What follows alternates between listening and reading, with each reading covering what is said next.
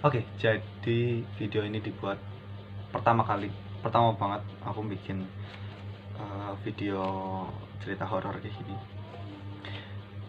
Ceritanya itu sebelum Lebaran. Jadi sebelum Lebaran itu tanteku dari Kalimantan itu udah di sana duluan. Jadi ceritanya itu dia lagi masak atau lagi nyuci, aku lupa. Waktu lagi nyuci atau lagi masak itu dia seketika tuh kayak disenggol gitu loh, kayak ada yang nyenggol gitu. Dan setelah disenggol itu dia nyium bau-bauan yang nggak enak, dan salah satunya bau kentang bakar kalau nggak salah. Mungkin ada yang lagi bakar kentang atau gimana, kentang bakar atau kentang dibakar atau nggak tahu, pokoknya bau-bauan kentang gitu. Nah, katanya kalau misalnya bau-bauan kentang itu, aku nggak mau menduga-duga juga sih, tapi berdasarkan katanya itu ada genderuwo di situ. Dan setelah dikonfirmasi ternyata beneran ada genderuwo di daerah rumah Mbah gitu. Terus tanteku yang satunya lagi orang Solo asli, dia tinggal di situ juga udah lama. Itu waktu nyuci atau lagi masak juga, aku lupa, seketika tuh badannya, dari punggung sampai paha itu dia kan pakai daster gitu. Dasternya tuh basah, disiram air gitu, tapi cuma di belakang doang kayak disiram air gitu. Dan ternyata memang di situ ada makhluk yang masih belum tahu makhluknya apa. Makhluknya itu nyiram air gitulah. Nah, jadi tempat masak, dapur sama tempat nyucinya itu sebelahan, dan sebelah sananya itu kamar mandi gitu lah. Nah, di kamar mandinya itu pernah aku malam-malam ke situ ada pisau. Sebelumnya itu aku lihat pisaunya itu di dapur gitu ya. Pas mau ke kamar mandi aku lihat pisaunya di dapur. Terus pas mau ke kamar mandi aku kelupaan bawa handuk. Pas aku kembali ke kamar buat ngambil handuk. Terus udah ambil handuk, kembali ke kamar mandinya lagi. Di rumah itu kondisinya cuma ada 2 orang. Yang satunya itu di kamarnya mbahku, sebelah kamarku persis gitu. Terus pas aku ke kamar mandi, pisaunya itu udah pindah ke mesin cuci di dalam kamar mandi. Itu aku nggak tahu siapa yang mindahin, tapi kondisi rumahnya cuma berdua gitu.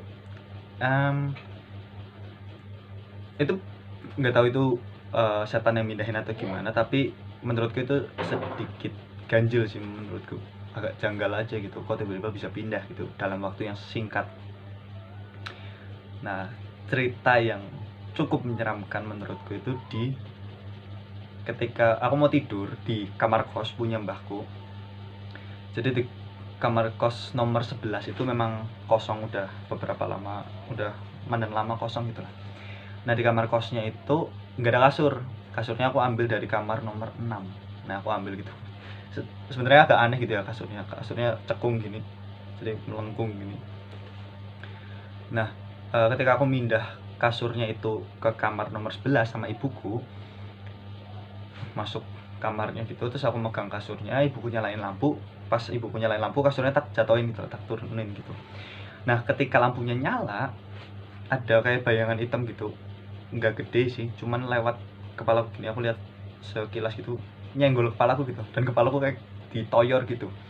Nah, posisinya tuh gini, ini sebelah sini pintu, sebelah sini tuh tembok, dan sini ada tembok lagi gitu lah. Nah, dia tuh, ini kepalaku di sini, dia ngelewatin gini dan nembus tembok. Nah, di sebelah sininya itu ada lorong, dan di depan kamarku itu juga lorong. Nah, dari situ terus aku cerita, Bu, ada yang noyor kepalaku tadi. Nah, malamnya aku tidur di situ karena udah disediain kasur juga kan. FYI di kamarnya itu cuma ada lemari, kasur, sama kamar mandi dalam. Kamar mandi dalamnya juga cuma kloset sama ember sama keran gitu lah. Ciduknya nggak ada, harus ambil di kamar lain gitu. Terus aku tidur sekitar jam 9 atau jam 10. Nah, sebelum tidur, pintu kamar mandinya itu bunyi kan dari seng gitu, srek srek, kayak ada yang gesek-gesek gitu. Nah, aku pikirnya itu dari kamar sebelah, karena pada saat itu masih kondisi puasa gitu lah, sebelum lebaran. Nah, di situ tuh kalau misalnya ada yang teriak sahur atau ada yang mandi, nyalain keran atau mandi gitu, pasti kedengeran. jelas banget kedengeran karena sebelahan ini kamar gitu. Nah, aku pikir itu tetangga sebelah gitu, tetangga kos sebelah gitu. Nah, terus aku ngomong ke diriku sendiri gitu, tidur ngantuk gitu. Nah, pas aku merem ngadep tembok, nggak lama tuh ada yang bilang suara cewek, dan suaranya itu kayak cewek yang suka ngeledek gitu atau suka nggoda gitu lah. Ngantuk apa takut gitu, kayaknya nadanya nggak gitu deh, lebih ngeledek lagi, ngantuk apa takut. Nah gitu, kira-kira kayak gitu suaranya.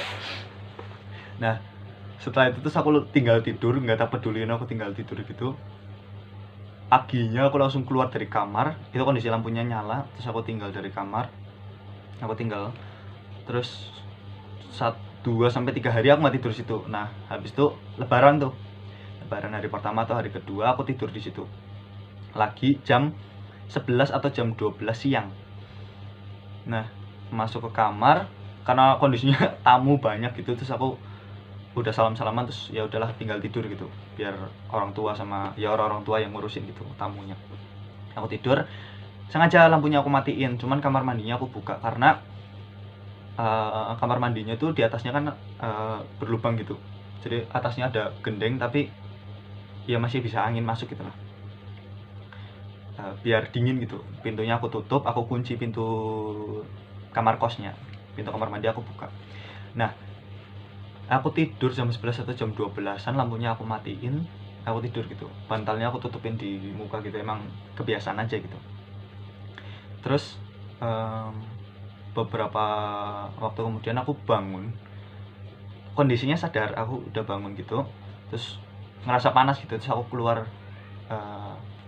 Sebelum keluar aku itu nyalain lampunya dulu, lampunya aku nyalain cetek gitu, terus mati. Nah aku pikir tuh ya emang sering mati lampu di sekitar rumah itu tuh sering mati, anjlok gitu lah, jeglek. Terus ya udah, oh mungkin jeglek gitu. Terus aku buka pintunya, aku kunci 2 kali kalau nggak salah itu. Aku kunci 2 kali, terus aku buka, keluar kok gelap. Nah mungkin aku mikirnya oh udah malam gitu, udah malam jadi mungkin gelap gitu lah. Tapi kondisi gelapnya itu kayak kita pakai penutup mata warna putih dan disorotin senter gitu, jadi ya gelap, nggak kelihatan apa-apa, ngeblur gitu, tapi masih kelihatan jalannya gitu lah. Terus aku jalan gitu di lorong ke arah keluar kamar gitu, terus kok jalannya lama banget, panjang banget gitu. Terus aku lari, masih nggak nyampe-nyampe, dan aku ngerasa capek gitu kan. Setelah capek terus aku kayak jatuh gitu. Nah itu ditolongin ibuku. Nah pas aku jatuh ditolongin ibuku itu, nggak lama langsung kayak nggak sadar, terus tiba-tiba balik ke kamar lagi gitu. Cepet banget gerakan di matanya itu, langsung balik ke kasurnya itu lagi, ke kamar kos nomor 11 itu. Terus aku bangun kaget gitu, ngerasa capek. Aku bilang, oh mimpi ternyata aku mikirnya mimpi gitu, cuma kondisinya kayak sadar gitu, oh mimpi gitu. Nah di dugaanku setelah kejadian-kejadian itu, yang nanti aku ceritain berapa kejadian yang aku alamin, aku ngerasanya itu ya memang sadar, aku kondisinya sadar gitu. Di pas aku bangun itu aku nyalain lampu lagi, keluar lagi, kondisinya sama kayak yang pertama itu, gelap. Terus aku sadar dan aku lari lagi, dan ternyata aku balik lagi ke kasurnya itu. Terus di percobaan ketiga aku memastikan kalau aku tuh sadar, aku jedotin kepalaku ke tembok sebelah kiri, sebelah kasur itu, jedotin 2 kali atau 3 kali itu, dan aku kerasa kalau itu sakit gitu. Terus oh yaudah, aku berarti udah sadar, nggak mimpi dalam mimpi lagi gitu, aku mikirnya gitu. Terus aku nyalain lampunya lagi, keluar dari kamar, lari lagi, kok masih sama, mulai rasa takut tuh. Belum mikir itu horor atau gimana, bukan mikir keselong atau gimana, tapi aku itu udah takut gitu. Terus tiba-tiba pas lari, terus tiba-tiba balik lagi ke kasurnya itu. Percobaan ke-4, 5, 6 sampai ke-10 itu aku mengalami itu sampai 10 kali. Dan di percobaan ke-4 sampai ke-10 itu aku benturin kepalaku ke tembok keras banget, berkali-kali, jedar, biar aku merasakan sakitnya gitu. Karena aku ngerasa tadi tuh mimpi tapi kok sakit gitu, aku benturin lebih keras lagi biar memastikan kalau itu tuh beneran sadar gitu. Dan sakit, bener-bener sakit gitu. Pas kejadian ke-10, pas aku bangun itu mau keluar kamar lagi karena badannya udah keringetan, udah takut gitu. Aku nyalain lagi lampunya. Aku bangun mau nyalain lampunya gitu. Terus aku mikir, kalau aku nyalain lampunya lagi, ini pasti mati. Dan aku udah mikir kayak gitu, ini pasti bakalan mati lagi.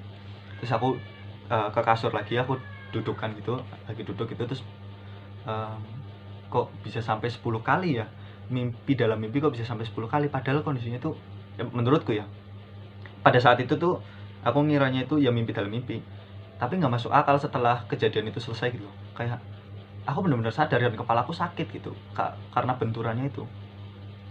Terus di yang ke-11 ini aku benturin kepalaku lagi dan masih kerasa sakit. Terus aku tiduran gitu, menenangkan diri. Terus aku ngeliat kan di sebelah kasur kita ada jendela gitu, di atasnya ada jendela, ada gordennya juga, tapi kebuka sedikit. Nah, pada saat pengalaman 1-10-nya itu aku nggak ngelihat cahaya sama sekali. Tapi pas di yang ke-11 ini aku ngelihat cahaya gitu. Ketika aku ngelihat cahaya, rasanya kayaknya aku benar-benar udah sadar deh. Terus aku bangun, ngarah ke lampu, terus mau nyalain gitu. Terus aku mikir, ini pasti nggak nyala lagi. Langsung aku keluar, itu lampunya kan masih mati. Aku keluar, buka kuncinya, ambil, tutup pintu, aku kunci lagi. Pas aku mau kunci, pas cekrek gini, lampu di dalam ini kan ada lubangnya kelihatan gitu kan, yang tadi aku bilang itu. Waktu aku tiduran ada gordennya kebuka sedikit, kelihatan cahayanya kan. Nah, ketika aku mau ngunci, itu aku kelihatan gitu, ada di lantainya tuh kelihatan apa namanya, kayak ruangannya gitu lah. Nah, ketika aku cekrek, lampunya tuh seketika nyala, klek, dan itu kelihatan gitu di apa namanya, di lantainya tuh kelihatan, ruangannya tuh nyala lampunya. Cekrek, langsung nyala. Terus aku cabut, aku lari gitu. Nah, menurut ibuku dan menurut beberapa orang yang aku ceritain itu tuh katanya keselong, dan kondisinya itu aku bukan mimpi dalam mimpi, tapi beneran sadar gitu. Makanya benturan di kepalaku tuh kerasa banget, dan itu kerasa sampai 1-2 harian gitu lah. Kepalaku masih kerasa sakit karena benturannya itu. Badannya udah basah semua, dan aku nggak berani tidur situ lagi sampai setelah lebaran dan sampai pulang di sini gitu. Dan lampunya aku nggak tahu sekarang masih udah dinyalain atau apa, masih dinyalain atau udah dimatiin gitu ya. Soalnya keluarga besarku udah aku ceritain itu, dan jarang ada yang berani kesana gitu. Terus setelah aku tanya ke bapakku, ternyata bapakku cerita kalau di situ tuh ada Kunti, katanya si Kunti, temannya bapakku bilang, almarhum, itu cerita Kuntinya itu pernah ngikutin bapakku gitu. Dan katanya sih Kuntinya cantik ya. Dia pernah bilang, "Lek ki kuntilanaknya ayumen" gitu. Kuntilanaknya cantik banget gitu, bahasa Jawa. Kuntilanaknya cantik banget gitu. Kuntilanak kok cantik? Menurut bapakku kuntilanak ya mukanya ya ancur-ancuran gitu, ternyata ada yang cantik juga. Ya mungkin kalau kalian ada yang nonton ini dan naksir ya silahkan aja sih ya, tapi aku nggak tertarik juga. Nah, katanya kuntilanaknya itu emang suka godain cowok-cowok gitu. Nggak tahu ya, mungkin dia semasa mudanya hidupnya ngapain, tapi katanya sih suka godain gitu. Dan genderuwonya itu juga ada pada saat aku tidur itu gitu. Jadi selama percobaan ke 1-11 ini, setannya memang ada di situ, dan aku kondisinya sadar. Dan ketika aku kembali ke kasur itu bukan mimpi, tapi ya keselong gitu. Dan FYI, pada saat aku balik ke kasur lagi di percobaan 1-10 itu, selalu pintunya itu selalu masih dikunci gitu loh.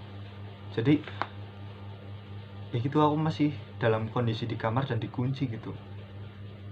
Itu agak aneh sih, aku masih belum nemu penjelasan secara jelasnya kenapa bisa kayak gitu. Kuntilanaknya itu ada di sudut di sudut kamar kosnya gitu, terus sama di pohon mangga. Nah, memang di Solo itu, aku nggak nyebut nama desanya gitu lah, cuman setannya itu nggak pernah menampilkan dirinya, tapi selalu mengganggu mental dan psikologisnya orang gitu. Aku nggak pernah cerita ini sebelumnya, tapi mungkin aku bakalan ceritain ini karena ini akan nyambung dengan ceritanya. Jadi selama dari kecil sampai aku kelas 6 atau kelas 5, setan itu sering menampakkan diri gitu. Entah aku yang punya kemampuan atau mereka yang memang lagi menampakkan diri. Tapi semenjak kelas 5 atau kelas 6 itu, setelah itu nggak pernah menampilkan dirinya lagi gitu. Sampai SMK waktu aku kelas 3 ini nggak pernah menampakkan diri lagi gitu. Cuman sering ganggu secara psikologis dan mental. Kalau aku kesana pasti kondisinya nggak tenang, pasti kayak ada yang gangguin gitu, ada yang mantau, ada yang pokoknya nggak enak aja gitu. Dan banyak hal aneh gitu, kayak ada yang suka ngirim hal-hal mistis ke rumah itu. Terus banyak sikap orang-orang yang mulai berubah, kayak mungkin jadi emosian atau jadi ya bawaannya marah-marah terus gitu. Ya mungkin itu sekilas cerita pengalamanku pada saat puasa dan lebaran di Solo itu.